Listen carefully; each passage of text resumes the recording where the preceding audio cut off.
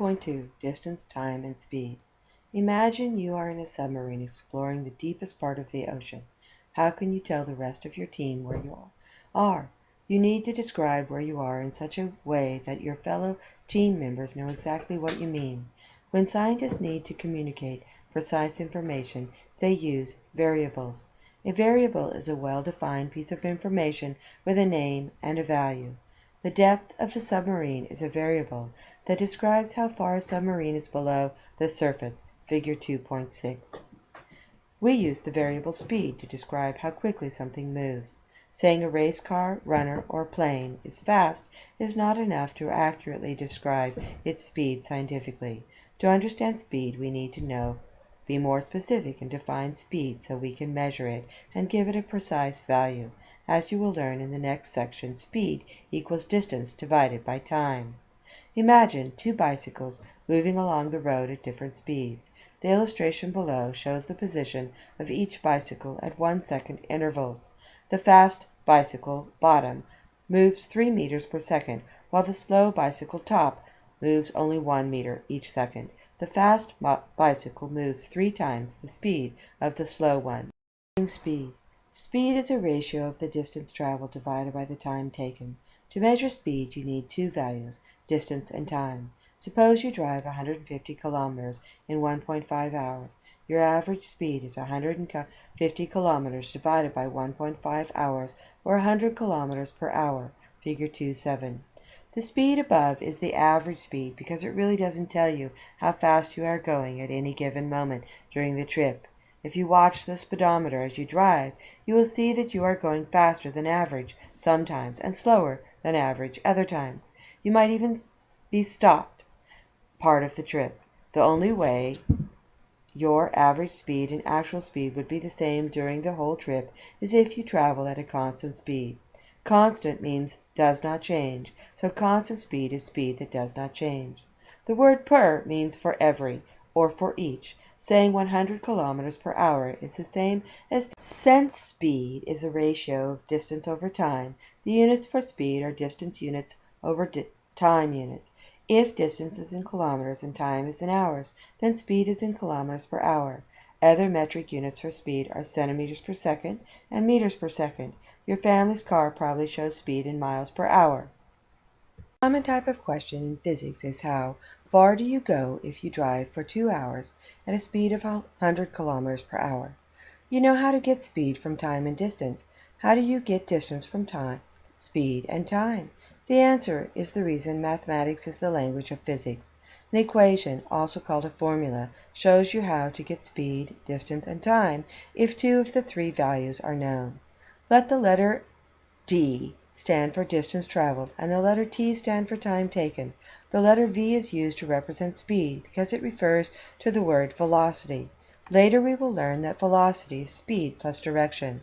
There are 3 ways to arrange the variables to find either distance, time, or speed. You should be able to calculate any one of the 3 if you know the other 2. To use a formula, remember that the words or letters stand for values that variables have, figure 2.9. You can think of each letter as a box that will eventually hold a number.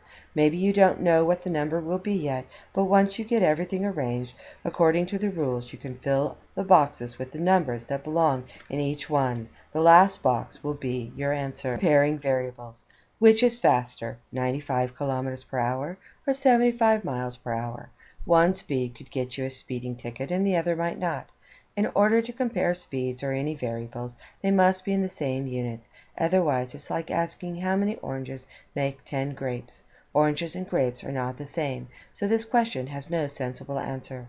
Both 95 kilometers per hour and 75 miles per hour. That means we only need to convert kilometers to miles to find out which is faster.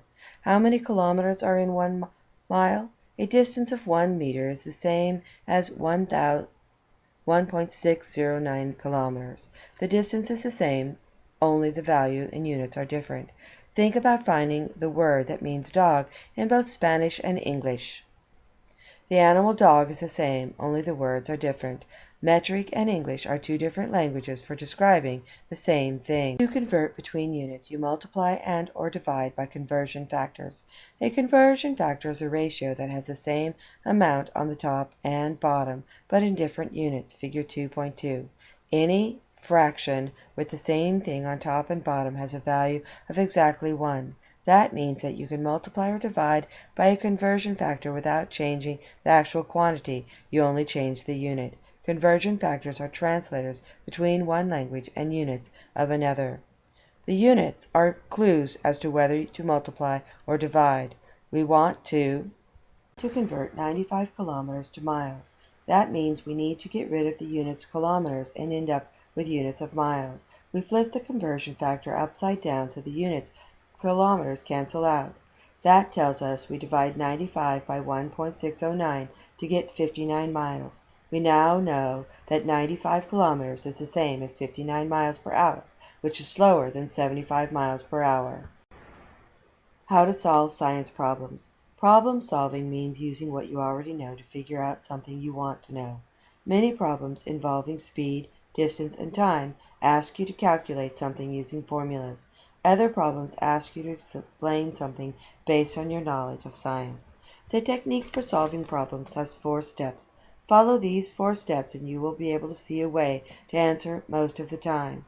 You will at least make progress toward an answer every time. The diagram in Figure 211 shows the 4 steps. Step 1. What do you want to find? Step 2. What do you know? Step 3. Identify useful relationships. Step 4. Solve the problem. To solve design problems.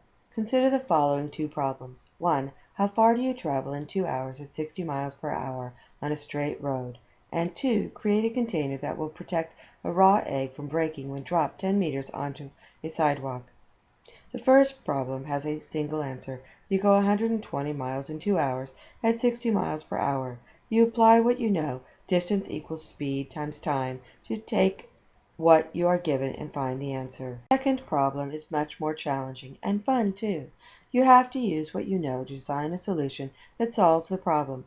Unlike book problems, design problems have many correct solutions, limited only by your creativity, ingenuity, skill, and patience. The important thing is to create something that does the job and fits the requirements. In the egg drop problem, typical requirements are that the container must weigh less than 1 kilogram and cannot be something simply purchased off the shelf. There are some useful steps to help you solve design problems. 1. Write down very clearly everything your solution needs to accomplish. 2. Write down every constraint that must also be met. Constraints are limits on cost, weight, time, material, size, and other things. 3. Think up an idea that might work, talking with others, doing research, and trying to find out all our ways to help. 4. Follow the design cycle. Pause here and answer these questions.